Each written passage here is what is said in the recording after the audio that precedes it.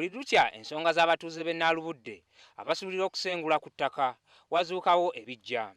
Abatuuze ku mulundi guno bambalidde RDC wa Mityana John Walusimbi gwe balumiriza okukolagana n'abagagga okubasengula so ng'ettaka lino balimazeeko emyaka egiwera. Abatuuze bano bagamba Minisita wa Kampala era nga minisita atwala ba RDC asaanidde okuyingira mu nsonga zino kubanga RDC asaanidde kuwolereza bantu so si kwekobaana n'abagagga okubasengula. Erituwa obwannannyini ku bibanja byaffe ebyagula bakitaffe ne bajjajja baffe kuno ku kyalo. Naye tuweewuunya okulaba tubonaabona bubonyiibonyi buli kaseera.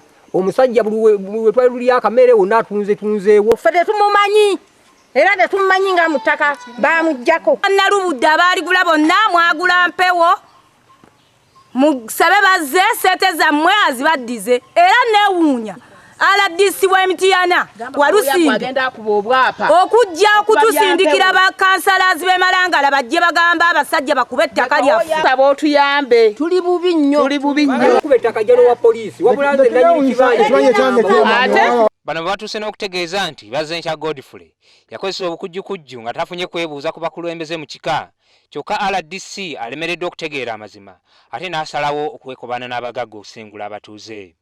Bano batiisiza okwerwanako singa abagagga banaddamu ne bapima ettaka lyabwe kubanga ensonga zino zikyali mu kkooti. Igulanga wabula naffe tugamba nti muntu omuntu gw'omulaba mu kibanja kyammwe mubateme buki mujjako naye omwana alemeddeko eyo sente zibe yaguza omwana tetumulabirako ddala ali mu kibuga.